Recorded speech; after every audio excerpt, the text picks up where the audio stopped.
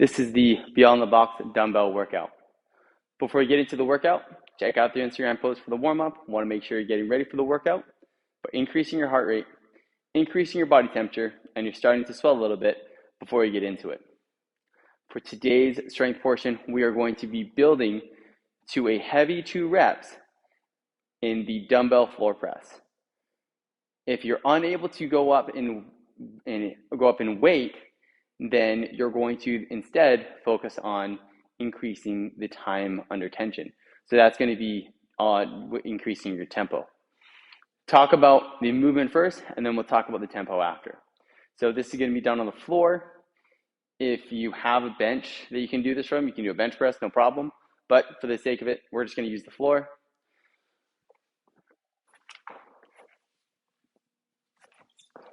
So easiest way to get the dumbbells off the floor is I like to have the dumbbells vertical at my hips.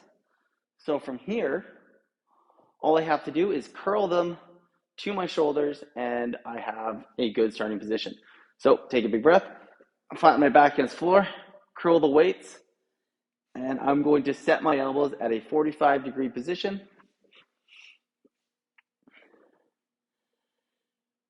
From here, I'm going to focus on driving my hands out in front of me while maintaining a brace position with my low back pressed against the floor.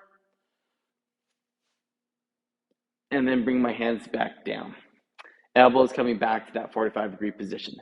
If I want to increase the difficulty here, I can go into a bridge position. So extend through my hips, pushing my hips up towards the ceiling, squeezing through my glutes, and holding a bridge position as I go into my presses here.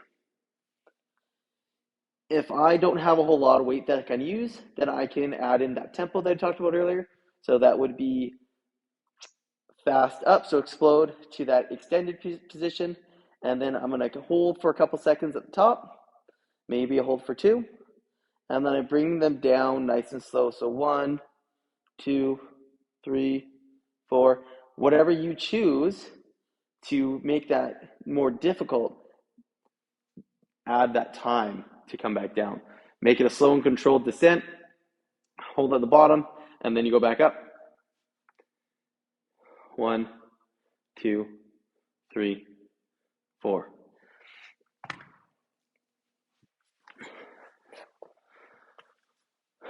Up to you what tempo you want to add to that. If you don't have weights you can do. If you can, let's build to as heavy of a 2 reps as we can in the dumbbell floor press. Once you're done the strength portion, moving into the Metcon, we have a 14-minute AMRAP. In 14 minutes, you're going to complete as many rounds and reps as possible of 40 penguin taps.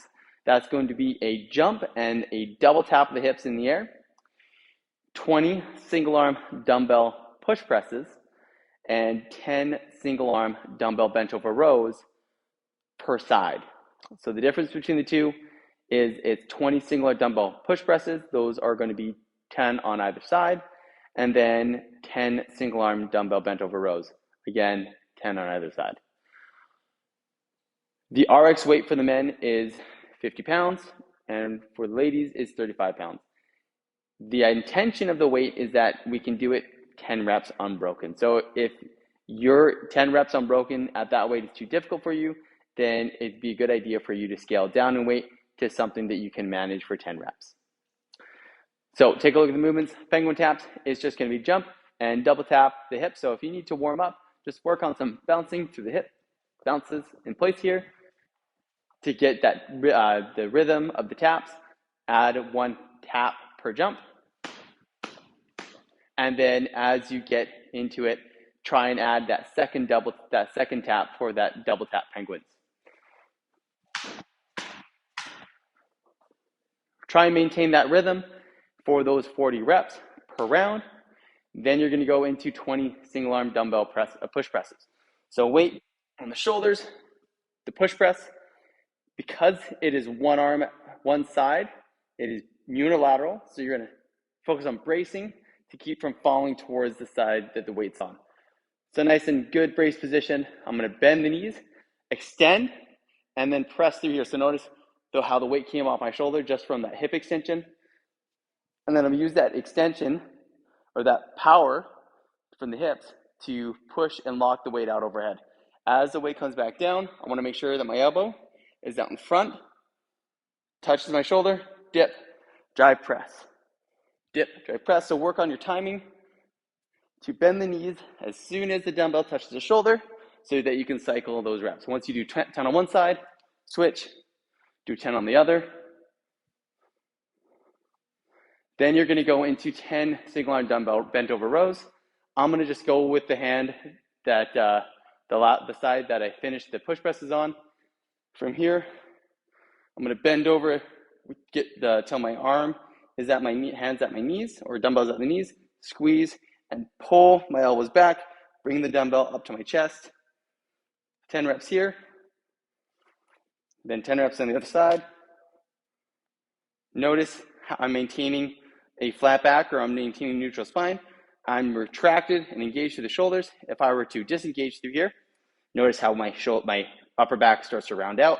So stay engaged through the shoulders, nice and tight as you do these rows.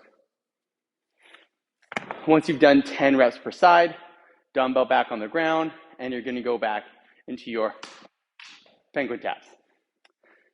So, just to recap, in 14 minutes, you're gonna complete as many rounds as possible of 40 penguin taps, 20 single arm dumbbell push presses. That's gonna be 10 per arm, and then 10 single arm dumbbell push presses. In 14 minutes, you're gonna do as many rounds as you can of 40 penguin taps, 20 single arm dumbbell push presses, and 10 single arm dumbbell bent over rows. The push presses will be done as 10 reps per arm, and then the dumbbell bent over rows will also be done as 10 reps per arm. Get after it and have fun.